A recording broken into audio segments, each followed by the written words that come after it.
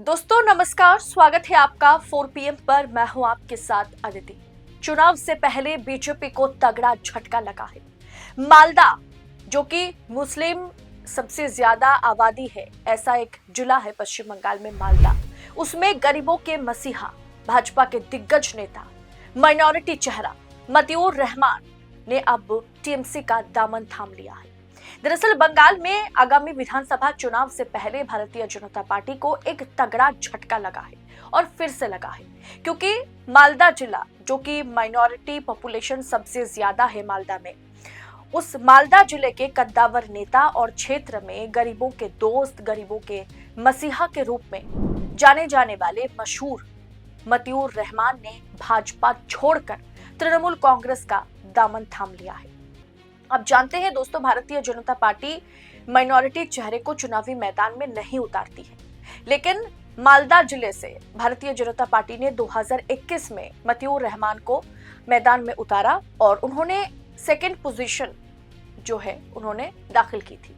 अब भाजपा का साथ छोड़कर मतियूर रहमान जो है वो तृणमूल कांग्रेस के साथ आ गए। बहुत बड़ा चेहरा है भाजपा में और माइनॉरिटी समाज में मतियूर रहमान जो है वो मालदा के बहुत चर्चित चेहरे में गिने जाते हैं। अब 2021 के विधानसभा चुनाव में मतियूर रहमान मालदा के हरिश्चंद्रपुर से भाजपा के अल्पसंख्यक उम्मीदवार थे। कांग्रेस के इस पुराने गढ़ में उन्होंने भाजपा को दूसरे स्थान पर पहुंचाकर सबको चौंका दिया था। आप सुनने में हैरान हो जाएंगे कि उन्हें 45,000 वोट मिले थे। जो भारतीय जनता पार्टी को मुसलमान समाज से लोग वोट नहीं करते हैं, वहीं भाजपा कैंडिडेट को 2021 में मतियूर रहमान को माइनॉरिटी पॉपुलेटेड जिला मालदा में 45,000 वोट मिले थे। कोलकाता स्थित तृणमूल भवन में उन्होंने राज्य के मंत्री ब्रात्य बसु और सांसद नदीमुल हक के साथ या उनकी उपस्थिति में उन्होंने टीएमसी की सदस्यता ली और टीएमसी का झंडा थामा। अब दोस्तों, बीजेपी को नहीं, ये जो वोट 45,000 मिले थे ना 2021 विधानसभा चुनाव में, वो दरअसल मतियूर रहमान को मिला था। प्रेस कॉन्फ्रेंस के दौरान मतियूर रहमान का परिचय देते हुए तृणमूल कांग्रेस के जितने भी सांसद और मिनिस्टर ब्रात्य बसु मौजूद थे, उन्होंने जिस तरीके की बातें करी उस पर ध्यान देना जरूरी है। ब्रात्य बसु कहते हैं कि 2021 के चुनाव में मतियूर रहमान दूसरे स्थान पर रहे।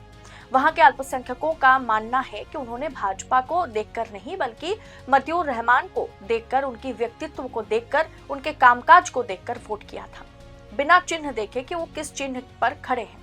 अब पूरे बंगाल को समझ में आ गया है कि गरीबों की असली दोस्त केवल और केवल ममता बनर्जी है। बीजेपी, ये कहना जो है ब्रात्य बसु का था। अब बीजेपी छोड़ने के अपने फैसले पर बात करते हुए मतियूर रहमान कहते हैं कि करीब 14-15 साल पहले उन्होंने बंगाल को जिस तरीके से देखा था कि बंगाल में कुछ भी नहीं था, लेकिन ना सड़कें थी, ना पानी की सुविधा, लेकिन ममता बनर्जी के आने के बाद राज्य का कायाकल्प जो है वो पूरी तरीके से बदल गया है।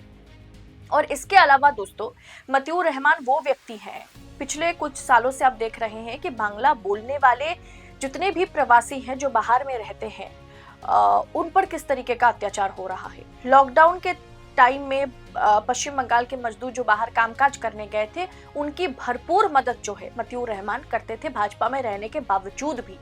और ये अभी हाल फिलहाल में बांग्ला बोलने वाले जितने भी मजदूर अलग अलग भाजपा शासित प्रदेशों में है और जहां उन पर अत्याचार किया जा रहा है, उन्हें फिर से वहां उस राज्य से भगा करके बंगाल भेजा जा रहा है, उनका भी मतलब उन्हें हेल्प आउट करने का अच्छा खासा काम मतियूर रहमान ने किया था। और इस पर टीएमसी की कड़ी नजर थी और जो है दोनों में डील हो गई।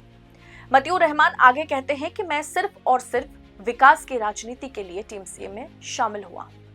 इस बदलाव से दोस्तों मालदा जिले में भाजपा की जो संगठनात्मक शक्ति है उसे बहुत बड़ी क्षति पहुंची है, इसमें कोई दो राय नहीं है। और चुनाव से पहले ममता का vote bank, minority vote bank, मुस्लिम वोट बैंक, जिसे तितर बितर करने की पूरी कोशिश एसआईआर द्वारा किया जा रहा है, अब वहां भाजपा के पास एक मतलब अच्छा चेहरा था, जिसे पिछले बार जिन्होंने सेकंड पोजीशन, वो दरअसल मालदा का वो जगह कांग्रेस का गढ़ है, टीएमसी नहीं, कांग्रेस का गढ़ है, और वहां वो सेकंड पोजीशन पर आए थे।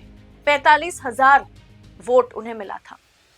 अब वो वोट कहीं ना कहीं इस बार भारतीय जनता पार्टी ने खो दिया है।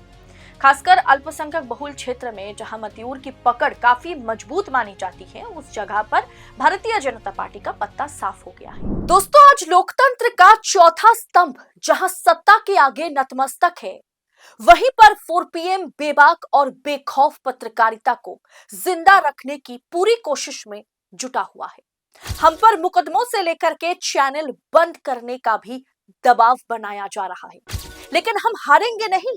4PM पूछेगा सवाल सत्ता से।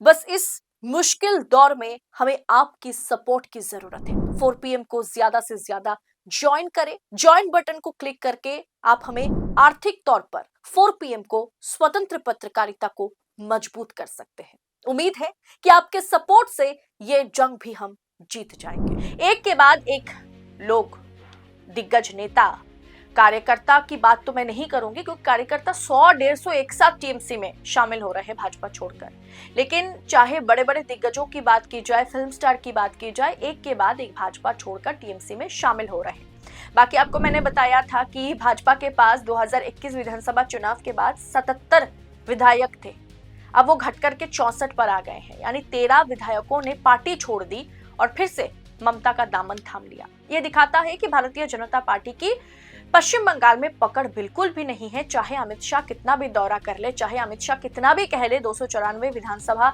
सीटों में से हम 200 पार करेंगे, वो हकीकत में हो पाना मुश्किल है। ऊपर से SIR को लेकर के तमाम वोटर्स, जो वैध वोटर्स हैं, उनका नाम जिस तरीके से वोटर लिस्ट से हटाया गया है, उसके चलते ममता बनर्जी धर्मतला पर, स्प्लैनेट पर अनिर्दिष्टकाल के लिए अनशन पर बैठी हुई है, स्ट्राइक पर बैठी हुई है। कुल मिलाकर के भाजपा के लिए, भाजपा मशीन और मशीनरी के लिए इस बार जो बंगाल में जो मैदान है, चुनावी मैदान जो है, वो बहुत ज्यादा अनुकूल नहीं है। आपको क्या लगता है? जिस तरीके से गरीबों के मसीहा और भारतीय जनता पार्टी के एक अच्छा खासा माइनॉरिटी चेहरा भाजपा छोड़कर टीएमसी का दामन चुनाव से पहले थामा है, इस पर आपकी राय क्या है? कमेंट बॉक्स में बताइएगा। और ऐसी तमाम खबरों को यूं ही पड़ताल के साथ पाने के लिए 4PM न्यूज नेटवर्क के साथ बने रहे। इस रिपोर्ट में इतना ही। आपसे जल्द होगी मुलाकात। बहुत बहुत शुक्रिया आपका। जय हिंद, जय भारत।